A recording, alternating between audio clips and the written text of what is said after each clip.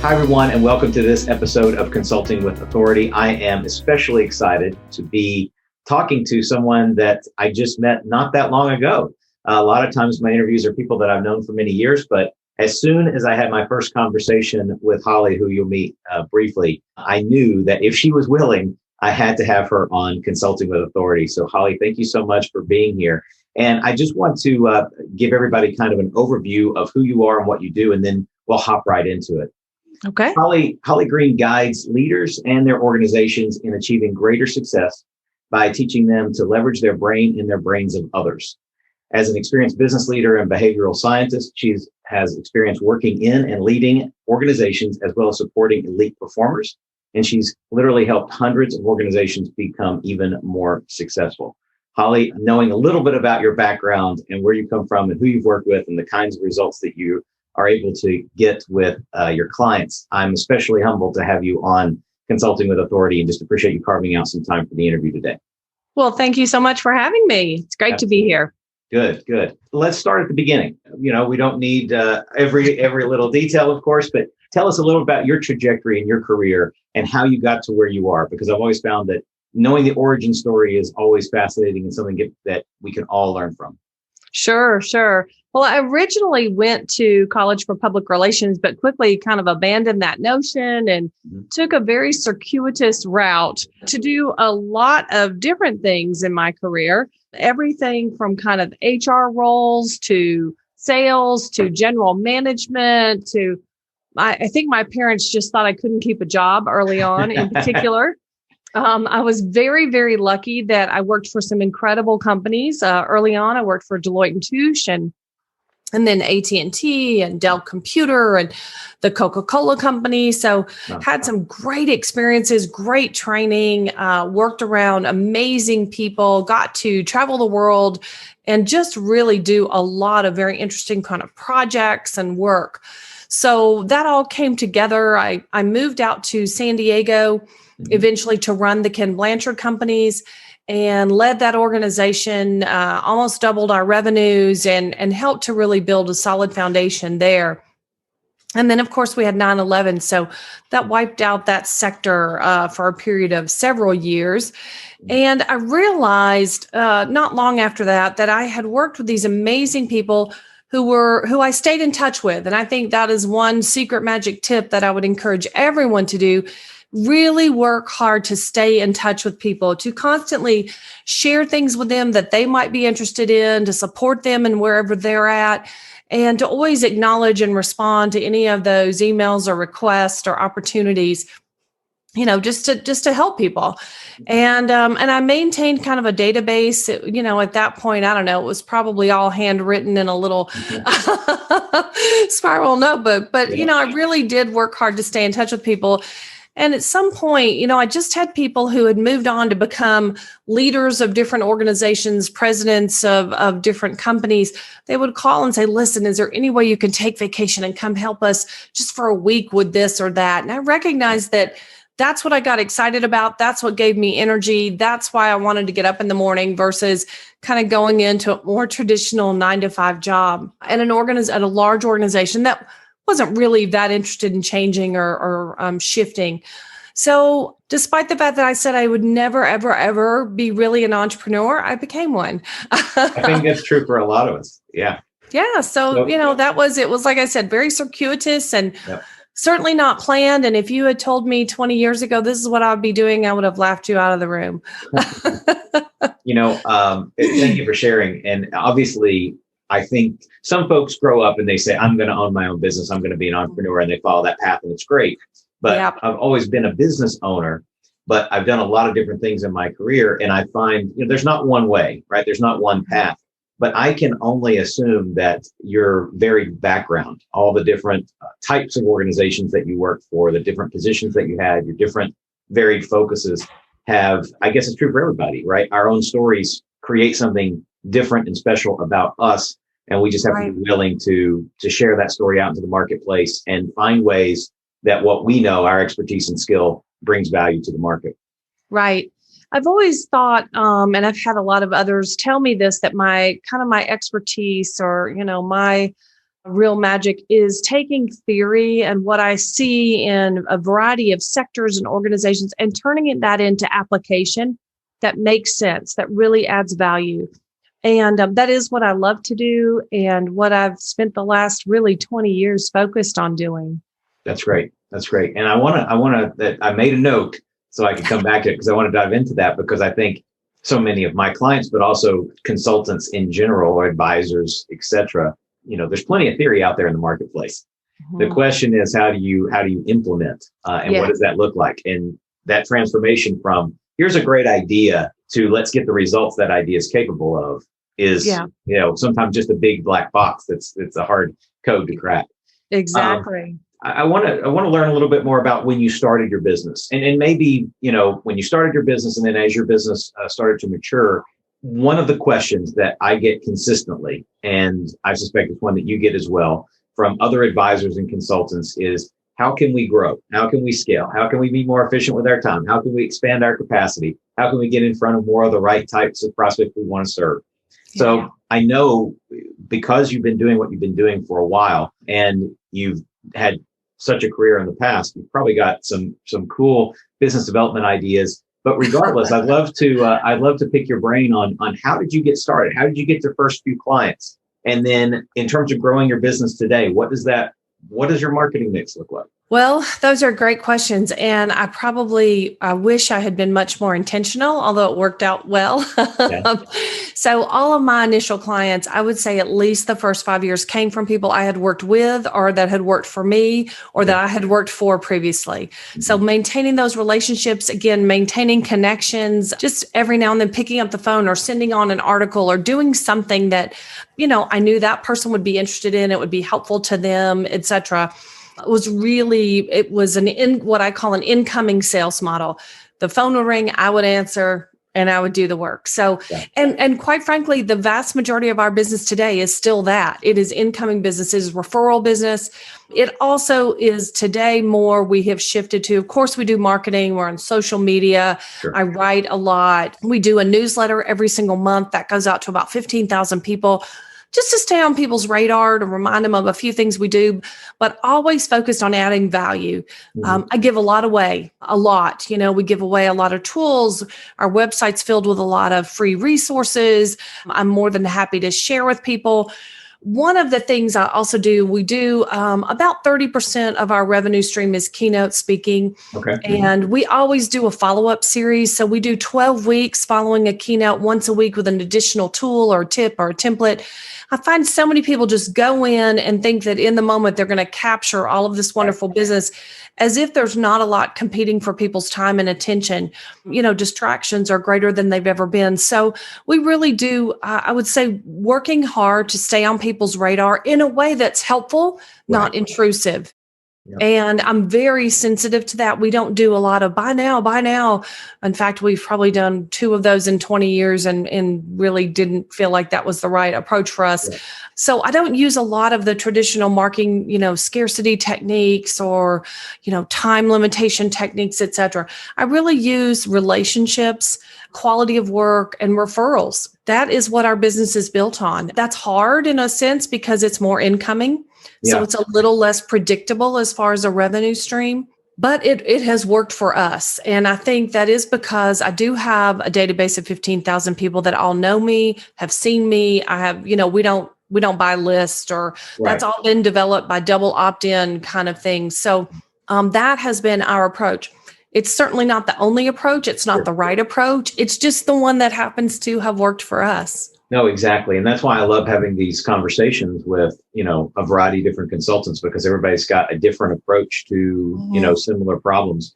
One thing that I will mention, though, that is consistent in my observation across consultants who are consistently busy with new opportunities and with new clients. And that is what you said, two elements, kind of the opposite sides of the same coin. And that one is staying in touch. Mm-hmm. Staying in touch with your key network, key relationships, COIs, past clients, obviously current clients, prospects. But then the other piece, which is again, the other side of the coin, is giving a lot away.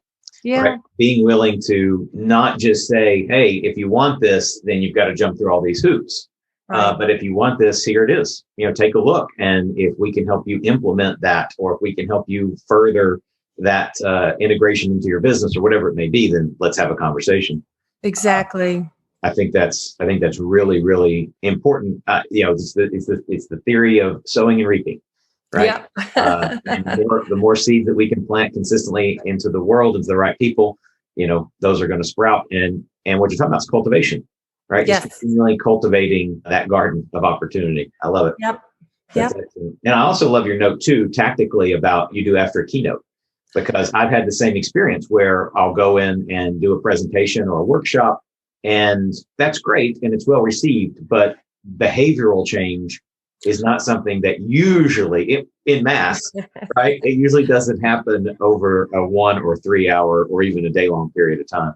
Can you speak exactly to that a little bit? We're kind of getting into process a little bit here in terms of how you think about working with prospects and clients. And obviously your work in the behavioral science category, I think is huge to this. So if we as consultants, if our main charge is to have an impact with the clients that we serve, then what's the behavioral side of that? Because it seems to me that anybody can go in and do a workshop or a keynote and go home.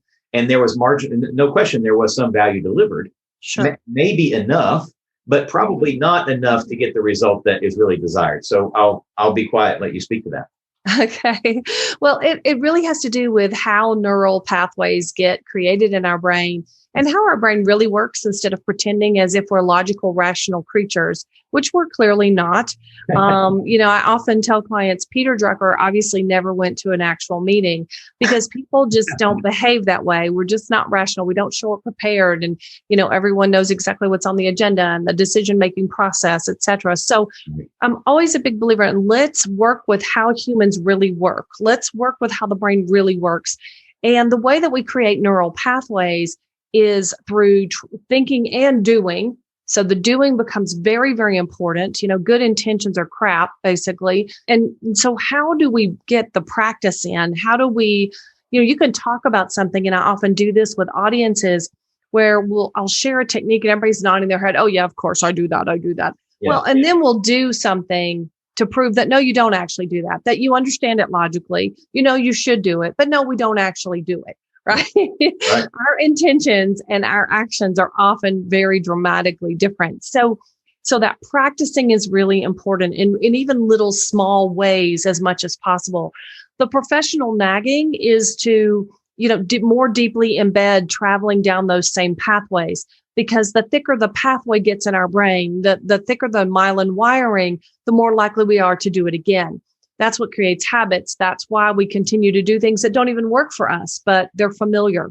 Yeah. So it is really about tapping into the way the brain works, not the pretend way, like we like to talk about, but understanding that we're pattern-seeking, structure-loving animals, that we like things that we're really familiar with, even if they don't work so well for us, that we're really constantly heavily pressured to just run at almost all cost. I mean, texting while driving is a great example. It's just sheer stupidity. Right. You're 9 times more likely to be in a fatal car accident, but people are doing it every single day thinking they really are in that much of a hurry. So it is tapping into why do we do those things, and then providing different options. And again, practicing, following up, creating what are known as secondary learning modalities. So just saying it is one thing, people hearing it is one thing. No, it's like the old proverb, give a man a fish, he eats for a day, and teach him to fish, he eats for a lifetime. It's the same basic thing. So how do we constantly more deeply embed, practice, adjust, practice? And if we look at elite performers, if you look, for instance, at professional athletes, I mean, that's exactly what they do. They don't do it once and think they're going to be fantastic, and they adjust, they get coaches, they review the tape, so it's that constant refinement. The key difference is between elite athletes, or I do work with the United States Navy SEALs and Top Gun fighter pilots and other elite performers in a variety of sectors. The difference is they carve out time just to practice, to get it right. And everything we do at work every single day is practice. Yeah. We're not carving out separate time typically to practice getting a meeting right. So we have to find ways to create that and recognize that every time we let people run in late and people be on their phones during the meeting and nod their heads, but not really truly agree to things, and we don't follow up and hold people accountable, including ourselves, that we're creating neural networks. We're establishing habits, not the right ones. Yeah. And we have great intentions, but it just doesn't correlate to the behavior that we truly desire. So it's just beginning to recognize, understand, and develop the skills and the practice around what we truly can do and what we're all pretty much capable of doing at work. It's just we're often not taught. We're often not held accountable, and we often just don't have the space, the time. We don't even feel like we have the 5 seconds to take a deep breath and reset and refocus and be more intentional in what we do. Yeah. Well, I know that you're talking to me too directly. And to myself. Well, fair enough. Some things I do, I believe, relatively structured. They're structured, they're intentional, they're positive. And I suspect it's true for just about everybody. Period. There's things that I do, no doubt, completely unintentionally. And what you just said a second ago really resonates. You were talking about just the passive reaction we might have to somebody, whether it's just a blank nod or permission, passive permission given of allowing a certain type of behavior from a colleague or contractor or employee or whatever it may be. And what I never considered, right? What I never, ever considered until you said it is that is a passive action, but it's creating an active habit or reinforcing an active habit. Right. That is potentially, at the very least is not helpful. It may not be utter destruction, but right. It's a missed opportunity, right? Yes, unquestionably. Listen, if we look at elite teams, and we all want to consider ourselves to be elite, to be fantastic at what we do, whatever that is, you wouldn't accept somebody who only, did an okay job. Right. You wouldn't accept someone who didn't run the play on the field, if you will, the way it's outlined to be run, So it's amazing at work that we do accept that a lot. We accept mediocrity. We accept lack of accountability. I mean, if you really tracked in an organization a meeting and how many agreements were made, and then tracked that over the course of 30, 60, 90 days, you would find the percentage insanely low of the things that are actually done that everyone agreed to do. Yeah. And, that's just kind of, it's a waste of all sorts of resources. Right. So, and it doesn't mean things don't shift and change and that there couldn't be a reason, but there's a difference between a reason and an excuse. Yes, there is. That's right. And what you're suggesting, again, just to reiterate, is not to blindly accept a particular plan and run with it, but rather to be intentional about creating the plan in the first place. Yeah. As opposed to, it's really partially a difference, I guess, between being proactive and reactive, and then not just in the moment, but carried over, right? And that's, again, your follow-up after a keynote session, people are naturally going to react in the status quo way they've always done after the keynote. It's human nature. So, you have to be proactive in terms of helping to reinforce what they just learned and make sure they practice it. And I will tell you, that was really hard early on. I mean, I ran all of that myself off little spreadsheets and try to remember every single week to send this out to this group. And this group is at this phase, and this group needs follow-up 3, and this group needs follow-up 8. But we stuck with it. Today we use a robust CRM system to allow us to do that, which still takes a lot of effort and time and planning and, having to constantly update materials. And we literally have libraries with thousands of follow-up materials, but it's investing the time to do that well that we often are running too fast and we're not slowing down enough to think the longer term benefit of this is very, very high. I just got contacted last week by someone that I did a keynote for 6 years ago. 6 years ago, they were in an association meeting that I spoke at. And every month, though, they've gotten pinged and, now we're going to work together. Right. Yeah. So that when you sort of build in some of those systems and structures and processes, as challenging as it is and as expensive as it can be, quite frankly, it is so worth it if you stick with them and have the discipline to just maintain that. I won't tell you that we haven't made a lot of mistakes there, and we learned a lot of that a very expensive and very painful way.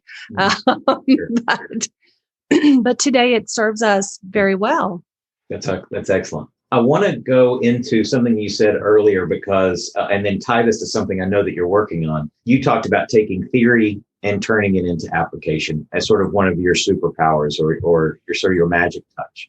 And one of the projects I know that you have is something called the Management Development Institute. Mm-hmm. I'm making an assumption here. Correct me if it's not right. I'm making an assumption that this superpower of yours, taking theory, turning it into application, is a core part of helping a manager become a better leader or, create whatever kinds of, achieve whatever kinds of objectives or goals they have within their work. Describe for us, because I think it's a fascinating model that I know a lot of people will be interested by. Describe for us what the Management Development Institute is and kind of how that theory into application piece integrates with that. Absolutely. I originally created it about 15 years ago in conjunction with San Diego State University. Okay. And so I taught that program there for a number of years. And then about 5 years ago, we took the program. It's my intellectual property. So we kind of got the program back, if you will. And I work with so many clients where the biggest disconnect is that middle management layer.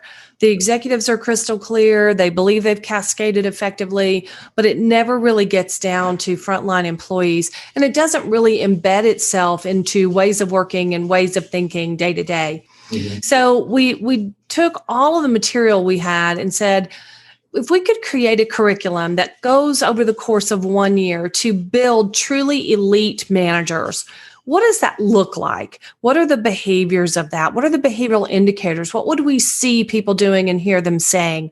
And that's how we built that program. So it's a once a month live interactive webinar with small cohorts of less than 20 people.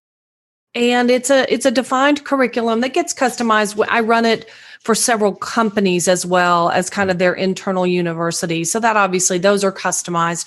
But in general, it's the foundational elements, starting with our brain. How does it work? How do we use it? And then what do we need to do? And as we begin the doing, we're building neural pathways. And so we practice and it goes through, as I said, 12 months of learning and sharing, and there are reading assignments and homework and practice in the session and debriefs. And so it's not a sit down and watch a pre-recorded video kind of program. It is live interactive webinars with full support in between those as well, and a community for each cohort. So it's been very, very powerful. We have a 100% graduation rate to date. So people do keep engaged, and we push. If you want to be the best, it's not easy. There's no one who is the best at what they do that doesn't work really hard at that. Gotcha. It's worth it.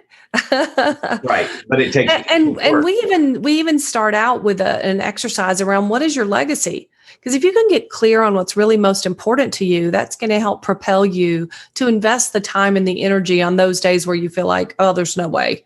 Yep. I just can't get to this. So I was working with a client just earlier this morning on that exact issue, and they were naturally and inherently just going kind of down into the details and the blocking and tackling of what they needed to do and so forth. And it's a relatively new initiative.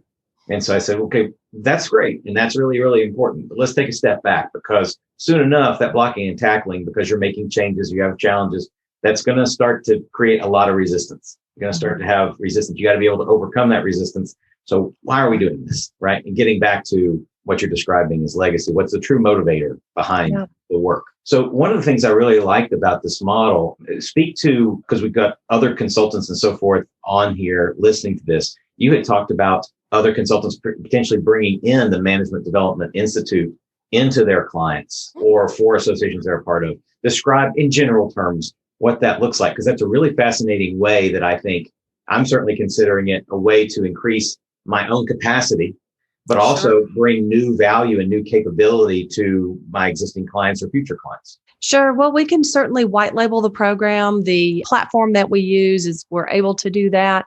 We can co-brand the program, do pay a referral fee. For instance, I work with several national associations, and there's a revenue share with those associations when they bring their members in. So there's all kinds of ways. Listen, I believe there's enough to go around. And so, I'm always happy to collaborate with good people and figure out a way that we can both win in a situation. So we've probably done half the variations possible on that today. And there's a lot of other fun and creative ways that we can always make that work. So yeah, so anybody who's interested or who sees that need in a client and says, number one, I don't have the tech. It does require a heavy technology infrastructure to make it work. And, we've over the years invested in all of that. We've invested in the learning styles and the ways to really deeply embed it into the automatic follow-ups and to, all of those kinds of things. So happy to, talk to anyone who's really interested, sees a need for it and wants to collaborate and figure out some cool way to do it. Yeah, that's great. I love the model and approach. And as soon as we talked about it the other day, my brain was spinning in terms of potential opportunities for relationship with you. But then also, what is my equivalent? What kind of model could I create that's similar in concept, not in content, right. In concept to the Management Development Institute? Because I think the model is really, really valuable. That's great. Excellent. And I would encourage our viewers and listeners to reach out to Holly to have that conversation. Like you said, Holly, if they have a client need or association relationship or something like that, where that could be valuable. That's great. Yeah, absolutely. As we wrap up, I want to go back to one thing that you mentioned earlier. And I think it's, you described the difference between elite high-level performers and average folks. Mm-hmm. And one of the key differences you cited is that elite performers specifically structure their time and take time to practice what they know they need to practice. Mm-hmm. So in our world, right, of consultants and busyness, sometimes just for busyness sake, sometimes it's more productive, but we all have things that we can do. We all have distractions on our time. What are one or two or three different suggestions or strategies that you might recommend to a consultant like me or our viewers and listeners out there who know that they have weaknesses or skills that need to be sharpened or programs that need to be polished or whatever their equivalent of elite performance is in their firm? How do we go about what are a couple things that we can do to make sure that we take that time or hold fast to that time that we need to do that practice or do that working on the business or on ourselves? That's a really great question, Scott. And the first thing is to get really clear on whatever your win is. Okay. And you can do that for your business. You can do it for a client project. You can do it for your day. Yeah. What's my win? And define it with specificity. No elite performer just says, oh gosh, I'm going to run really fast or, yeah. Right. So it's very, very, it's crucial to your brain, in fact. And without going into too much of the detail on what it does in your brain, but to get really clear with specificity on the win as if you've already achieved it.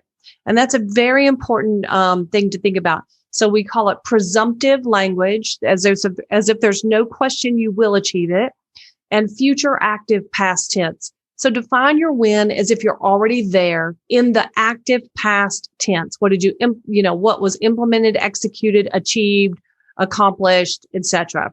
Yeah. That prompts your brain into what I call prove yourself right mode. So that's when we start looking for evidence and pieces and parts, and our synapses begin occurring because we're better at proving ourselves right than almost anything else we do as an adult human. So once we start that process of getting crystal clear on win, again, at any level, then what you want to do is every single day, the first 2 minutes of your day, set a timer, focus. Of what I do today, what will move me, my team, my organization closer to winning, and do that. Gotcha. Constantly ask yourself that question. What will move me, my team, my organization closer to winning? That's how you want to focus your time. That is the most incredible time management tool there is. And get yourself really organized around that. Even if you're not one of those people that's naturally organized or you don't prefer that style, do it anyway. Do it anyway. Be structured and disciplined. But to do that, you must have clarified the win first. I find too many individuals and clients are structured, are organized, or disciplined. The problem is it's not around a win. It's just around a to-do list or a set of activities. So get really clear on that first. That's huge. And again, I feel like you're speaking directly to me in terms of that specific advice. I can relate to so much of that, right? I'm defining my day based on a to-do list that some of those things may be important, but am I consistently linking them to, do they move me closer to what a win is?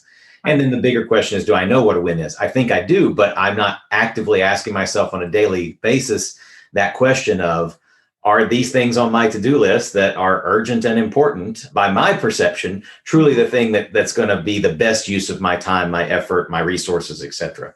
Right. So first 2 minutes of the day, get clear on a win, take the first 2 minutes of the day, focus, and then consistently ask yourself that question: what action, what activity will move me closer to a win as I've defined it? Again, like you said, in whatever level, personally, professionally, with a client, with a family member, right? I mean, it applies across personal and professional life, right? Even to planning a vacation.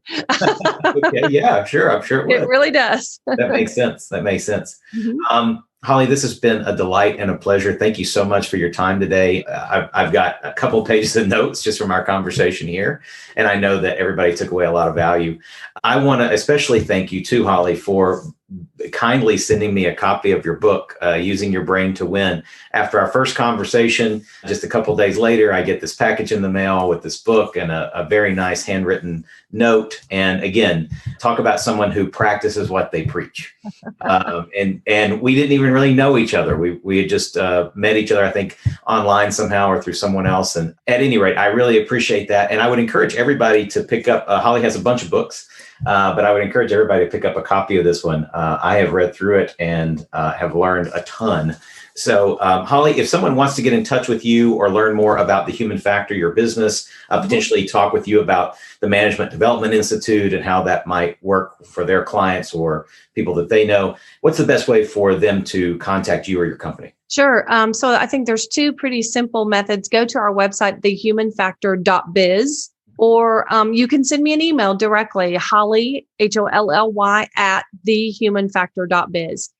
Either way, you'll get to me. If you send an email and I don't get back to you in 24 hours, it means it probably went into spam or got blocked somehow.